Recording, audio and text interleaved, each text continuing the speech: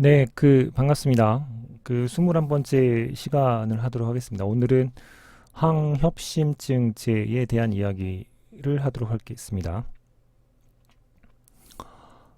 이제 계속 오랫동안 얘기하다 보니까 목이 갈라지고 발음이 잘 안 되는데, 오늘 이제 2번 강의까지만 하고, 목을 좀, 잘 돌본 다음에 또 이제 동영상을 찍어야 될 것 같습니다. 찍는 저도 뭐 이렇게 힘겹게 하고 있는데 여러분 공부하는 여러분들은 어떨까 싶으면 걱정이 되기도 합니다. 여러분들 조금 살피면서 강의를 했으면 좋겠는데 그러지 못하는 게 조금 안타깝다라고 하는 심정이 듭니다. 자, 협심증의 유형은 뭐가 있는지. 협심증은 이제 어떻게 생기냐 하면 그 심근이 산소 요구량이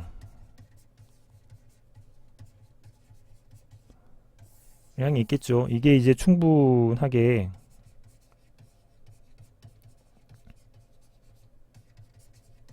공급되지 못해서 부족 현상이 발생했을 때 일어나는 게 협심증입니다. 이 협심증이 일어나는 것들이 혈관이 일부가 막혀서 심장 동맥 질환 같은 이 벌어졌을 때, 즉 결국에는 두꺼웠던 혈관이 막혀서 혈액이 충분하게 공급되지 못해서 생기는 뭐 이런 것들을 허혈이라는 표현을 씁니다. 이스케미아라고요. 허혈이라고 하는 허혈 과정을 통해서 산소 공급량이 충분하지 못해서 발생하는 게 협심증입니다. 이렇게 발생하는 것들에 대한 치료는 어떻게 하면 좋을까요? 그리고 항협심제는 어떤 작용 기전을 갖고 있을까요? 그리고 관련되어 있는 약물들이 갖고 있는 부작용은 무엇일까요? 이것에 대한 공부들을 하시면 좋겠습니다. 협심증을 보시게 되면 다시 한번 보시면 심장 동맥의 질환 또는 허혈성 심장 질환 같은 것들 때문에 심간이 요구하는 산소 요구량을 즉 혈액이 충분히 공급되지 못해서 발생하는 게 협심증이고요. 협심증은 혈관이 정상적으로 있을 때는 별다른 증상들이 없습니다. 근데 이제 혈관이 이제 50% 정도 막혀 있으면 일정한 증상을 느끼게 되는데 이런 증상을 느꼈을 때 어떠한 작용들에 의해서 조금 더 막히는 경우가 생길 수가 있고요. 70%까지요. 그리고 뭐 어떠한 섬유화 같은 것들 또 심각하게 돼가지고 99%까지 막히는 경우 2가지 협심증 질환들이 나타날 수 있겠습니다. 첫 번째는 운동협심증 또는 안정협심증이라고 해서 이런 경우에 해당을 하게 됩니다. 엑서사이즈 협심증이라고 해서요. 한 70% 정도 갑자기 뭔가 이제 조금 더 혈액 공급들이 원활하지 못하게 되는 상황들이 조금 악화되는 것들이라고 보시면 되죠. 가슴 부위에서 짧은 시간 지속된 타는 듯한 그리고 꽉 쥐어 짜는 듯한 느낌 이런 것들이 들게 되고 신체 활동 또는 스트레스 또는 심장 작업의 부하가 증가됐을 때 일시적으로 산소 요구량이 갑자기 증가가 일어나지만 이런 상태가 돼서 허혈 상태가 유발되는 형태가 운동협심증에 해당을 하고요. 그리고 가슴 통증의 형태나 가슴 통증을 촉발하는 운동량이 뭐 어떤 시간 이런 거에 대해서 변하지 않는 상태로 나타나기 때문에 안정협심증이라고 하는 이름이 지어져 있습니다. 해소하는 방법들은 휴식을 통해서 산소 요구량들을 줄여주거나 나이트로글리세린 같은 것들을 통해서 혈관을 이완시켜주는 과정으로 바꿔줘서 협심증에 대한 증상들을 완화시킬 수 있게 됩니다. 불안정 협심증은 뭐 어느 정도에 대한 협심증 증상들이 나타날지 모르는 상태로 악화되어 있는 상태고요. 크레센도 협심증이라고 점점 세게 증상들이 나타나는 현상들이라고 보시면 되죠. 그 관상동맥이 경화가 발생해서 이게 뭐 어떠한 조치로도 그 이완이나 혈류 공급들이 원활해지지 않을 때 이런 일이 벌어지게 되고, 혈소판 응집 같은 것들로 인해서 복합적인 원인 때문에 이런 일이 벌어지기도 합니다. 이런 상태가 되면 수술 요법이나 치료 또는 약물 이런 것들로 이제 예방을 할 수밖에 없게 되겠죠. 자, 그 다음에는 그 프린츠 메탈 또는 E형 그 협심증이라고 해서 뭐 예기치 못하는 그 발작성 협심증, 갑자기 관상동맥 경축이 돼서 이 정도의 상태가 갑자기 일어나는 형태를 레스트 엔자이나 또는 프린츠 메탈 또는 E형 협심증이라고 부르게 됩니다. 이런 상황에서는 신속하게 니트로글리세린이라든가 칼슘 채널 차단제로 이제 해가지고 이 부분들을 이제 이완 시켜내는 방법들이 있겠죠. 다시 정리하게 되면 어떠한 자극들이 강화돼서 산소요금이 증가돼 가지고 발생하는 운동협심증이 있고, 그 다음에 순간적으로 발작이라든가 경축 때문에 발생하는 프린츠 메탈 협심증이 있고, 완전히 경화되거나 응집 반응이 일어나서 일어나는 불안정 협심증이 있다. 이 경우는 수술 치료까지도 병행을 해야 된다 라고 이해를 하시면 될 것 같습니다. 자, 항혁심증제를 요약을 하게 되면 산소 공급을 증가시키는 게 필요하겠죠. 그 공급을 증가시키려면 혈관을 이완시키는 게 필요해집니다. 그 다음에 산소 요구량을 감소시키는 게 필요하죠.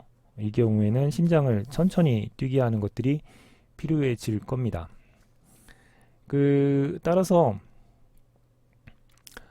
심장을 천천히 뛰게 하는 베타블로커라든가 또는 칼슘 채널 블로커 이런 것들을 사용할 수 있게 되고요. 또 산소 공급을 증가시키기 위해서 혈관을 이완을 시키는 나이트레이트라든가 또는 칼슘 통로 차단제 같은 것들을 써서 항혈심증제에 대한 치료들을 하게 됩니다.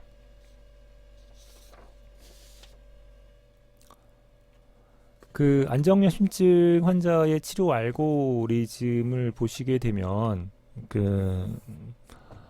어떤 운동 상황이나 스트레스 상황 같은 것 때문에 심장 요구도가 갑자기 증가했는데 허혈 상황이 발생하는 게 안정협심증이라고 말씀을 드렸죠.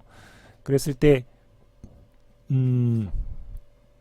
치료 방법 중에 하나가 카디오베스쿨 리스크를 감소시켜야 되는 측면들을 고려해야 되고, 라이프 스타일에 대한 부분들을 고려해서 치료를 해야 됩니다.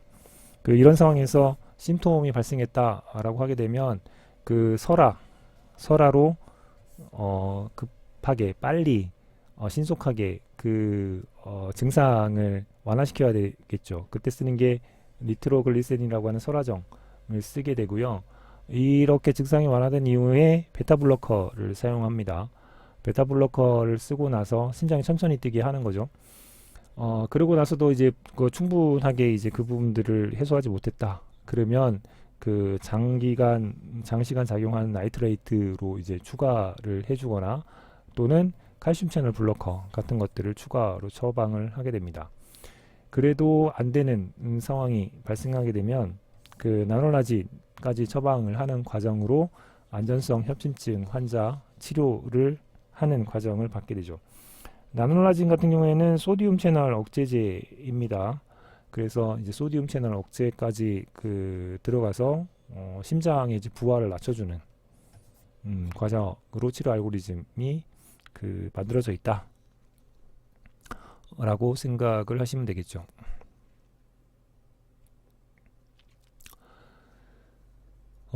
동반 질환이 있는 환자의 협심증 치료를 한번 보시죠.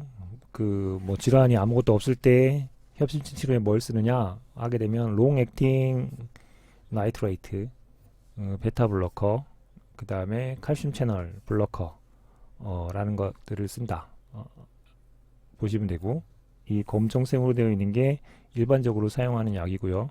이것들이 잘 안 들었을 때 대체약들은 하얀색으로 되어 있습니다. 그 다음에 최근에 심근경색이 왔던 환자다라고 하게 되면 롱액팅 라이트레이트하고 베타블로커를 위주로 협심증 치료를 사용을 하게 되고요. 그 다음에 아스마나 COPD에서 기관지 또는 천식, 폐 뭐 이런 거에 이제 문제가 있다라고 하면 장시간 작용하는 라이트레이트 하고, 그 다음에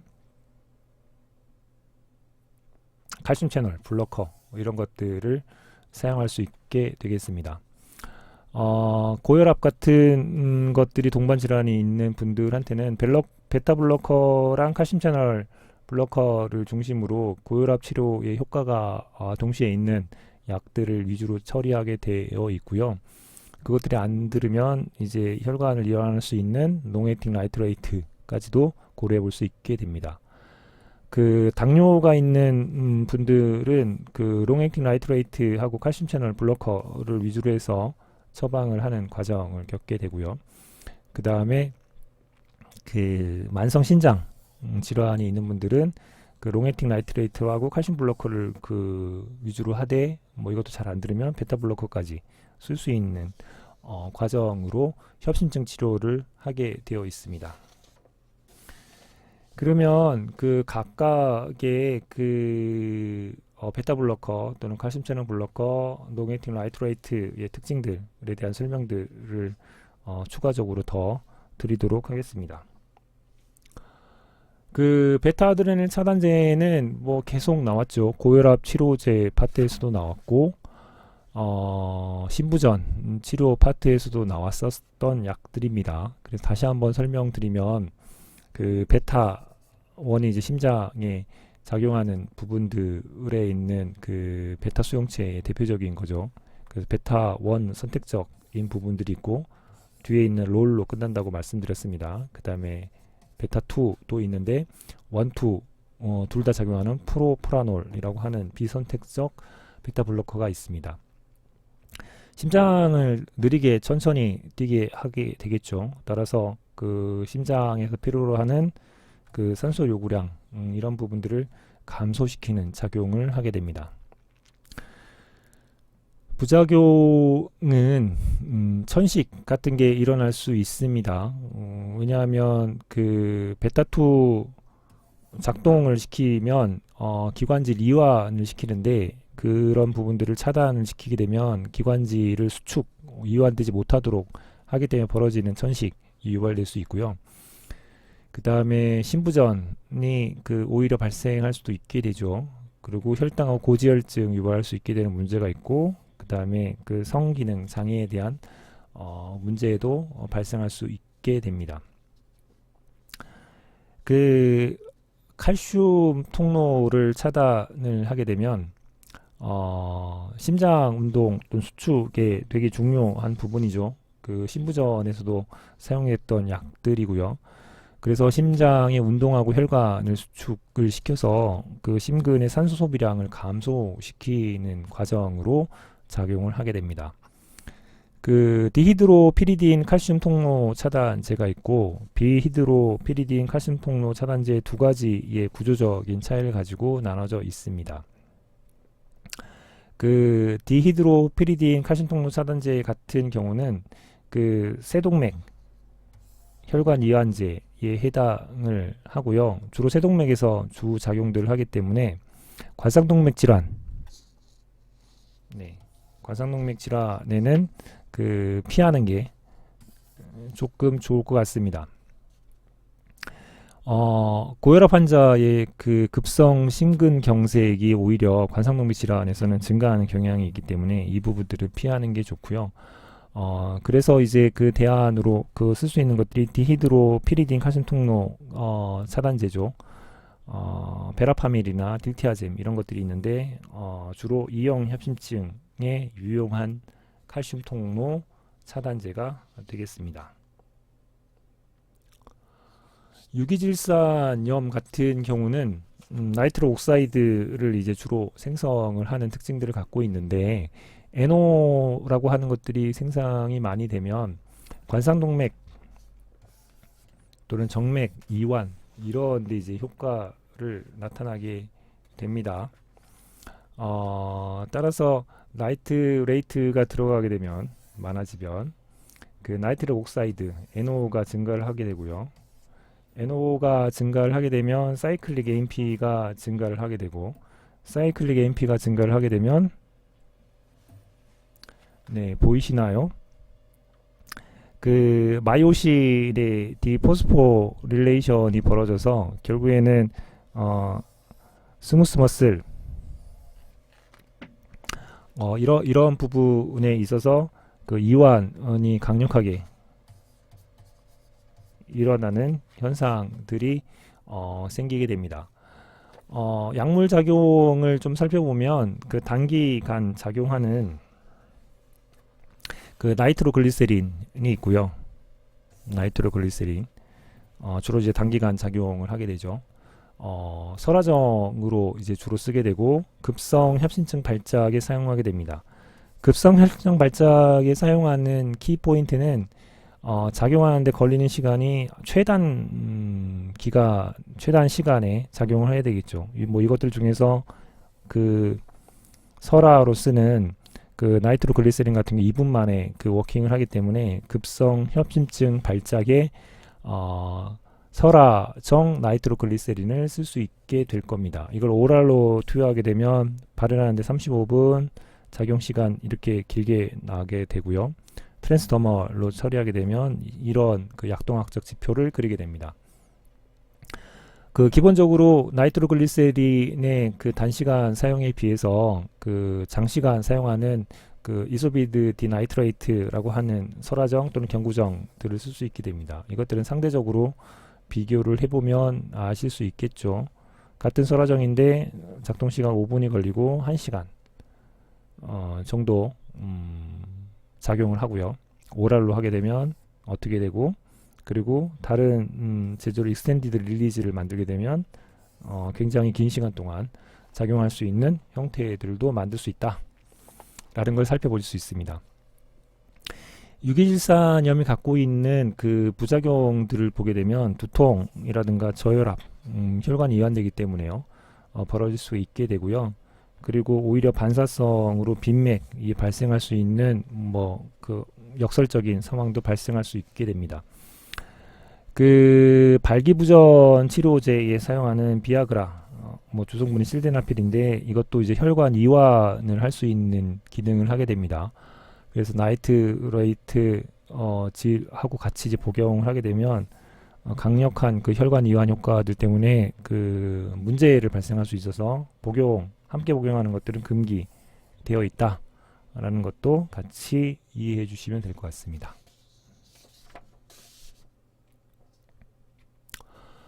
그 나트륨 통로 차단제인 그 나놀라진이 있죠. 이 나놀라진 같은 경우는 그 세포 내에 나트륨하고 칼슘의 과부하를 감소시켜서 심장의 이제 확장기 기능을 개선시키는데 기여를 하게 됩니다.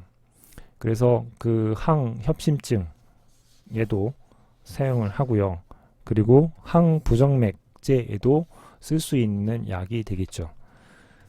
그래서 그 심장에 사용하는 약들은 계속 반복돼서 이곳저곳에 나오고 있기 때문에 여러분들이 한 번쯤 작용 그 원리들을 좀 정리해서 이해하고 계신다면 이런 그 임상에 어떻게 쓰는지, 왜 거기에 쓰는지, 부작용 왜 그런 일이 나타나는지를 정리할 수 있을 거라고 생각이 듭니다. 그 나놀라진 같은 경우는 그 간효소에 의해서 대사가 됩니다. 그래서 그 간부전 같은 경우에 있는 분들한테 주의를 요하는 약들이 되겠고요. 그리고 그 큐티 간격이라고 하게 되면 이런 그 했을 때 여기서부터 다음 박동까지 걸리는 것들을 큐티 간격이라고 부르죠. 이 간격을 이제 연장 시킵니다. 왜냐하면 심장 그 부하를 낮추기 위해서 다음 박동까지를 늦추는 작용들을 하기 때문에 그렇게 되죠. 그에 따라서 이것들을 연장하는 약물하고 같이 복용을 하게 되면 부정맥뿐만 아니라 그 심장 그 정지라고 하는 아주 그냥 이상한 사태까지도 발생할 수 있어서 고려하면서 병용을 피해야 될 것 같습니다. 자, 그 전체적인 정리를 하는데 도움이 되시라고 그 항협심증제에 대한 특성들을 요약을 한 표를 이쪽에 그려봤습니다. 드럭 클래스를 보게 되면 베타 블로커가 나오죠. 우울들이 다 있다라고 말씀을 드렸었고요. 그리고 그 칼슘 채널 블로커인데 디하이드로 피리딘이라고 하는 구조를 갖고 있는 블로커가 있고 넌 디하이드로 그 피리딘이라고 하는 블로커, 칼슘 채널 블로커가 있고요. 그 다음에 나이트레이트에 대한 게 있고, 그 다음에 소중 채널 이니비터에 대한 설명들을 앞쪽에서 계속 드려왔습니다. 그랬을 때 뭐 이 녀석들이 갖고 있는 일반적인 부작용들은 그 한 번쯤 살펴서 읽으시면 좋을 것 같습니다. 뭐 계속 나왔던 약들이기도 하고 어떤 부작용들이 있는지에 대한 부분들을 한 번쯤 검토하시면 되겠죠. QT 인터벌 느린다라는 얘기는 여기 있고요. 나이트레이트 같은 경우에는 두통 같은 것들이 발생한다는 얘기가 있고, 그 다음에 그 넌 디하이드로 피리딘 칼슘 채널 블로커 같은 경우에는 빈맥이 일어날 수 있다. 그리고 디하이드로 피리딘 칼슘 채널 블로커 같은 경우에는 말초 부종 같은 게 일어날 수 있다. 이런 부분들을 참고하시면서 정리를 하시면 되겠습니다. 그리고 대부분의 이제 드러그 인터액션들 측면에서는 간 요소에 의해서 그 대사가 되는 친구들 같은 경우에는 그 여러 그 약물 상호 작용에 대한 부분들을 좀 주의할 필요가 있게 되고요. 나이트레이트 같은 경우는 그 발기부전 치료에 사용하는 BD5 억제제 같은 것들은 금기, 같이 병용 금기다. 이런 것들을 이해하시면서 차근차근 정리를 해 가시면 좋겠습니다. 자, 이렇게 여러분 나름대로 그 요약하고 정리하는 형태의 표들을 조금 만들어서 기억하기 좋게 여러분 걸로 만들어 가시면 좀 더 공부하는데 편리할 거라고 생각이 들어서 이 파트를 이 챕터에서 한번 넣어 봤습니다. 자, 그러면 또 이제 정리하는 측면에서 연습 문제를 좀 다뤄보죠. 그 다음 그 약물들 중에서 협심증 환자에게 그 급성 발작 이런 부분들을 치료하기 위해서 그 처방해야 하는 약물은 그 무엇인가 라고 하는 거죠. 급성 발작에 대한 부분들이 나타났으니까 이거는 제일 중요한 것들은 작용 속도일 겁니다. 굉장히 이제 빠른 시간에 작용을 해야지 그 역할을 다 할 수 있겠죠. 그래서 그 협심증 환자 같은 경우에는 이러한 작용 속도가 빠른 그 약들을 그 같이 뭐 몸에 지니고 다닙니다. 또는 어떤 그 신분을 확인하거나 어떤 표시사항에서 그 이런 상황의 환자고 이게 이제 몸에 지니고 있다라고 하는 것들을 뭐 신분증 이런 것들을 표시해 놓기도 하죠. 그에 따라서 발작이 일어나서 실신하거나 이런 상황들이 발생했을 때 뭐 이 부분들인지 아닌지 확인을 하게 되면 아마도 그런 환자분들의 몸에 그 필요로 한 그 제재를 가지고 있을 겁니다. 따라서 작용 속도가 빠르게 하는 것들 중에서 어떤 것들을 쓸 수 있는가 한번 좀 생각하고 찾아보시면 좋겠죠. 그리고 그것들을 어떤 형태로 사용하는 게 좋은가 또 고민하면서 이 답가지를 보시면 될 것 같습니다. 그래서 그 아이소소비드 디나이트레이트라고 하는 것들이 빨리 작용하는 녀석인가? 그리고 니트로글리세린 패치가 빠를까? 아니면 니트로글리세린 설화정이나 또는 분무제 형태로 쓰는 게 좋을까? 아니면 나놀라진이라고 하는 그 나트륨 통로 차단제를 사용하는 게 그 여기에 효과적일까에 대한 부분들을 생각하면서 정리하시고 풀어보시면 될 것 같고 전체적인 협심증 제에 어떤 것들을 쓰는지는 좀 전 슬라이드에서 정리한 표를 보여드렸기 때문에 그걸 바탕으로 여러분 나름의 표를 만들어서 이용하시기 바랍니다. 오늘도 고생하셨습니다.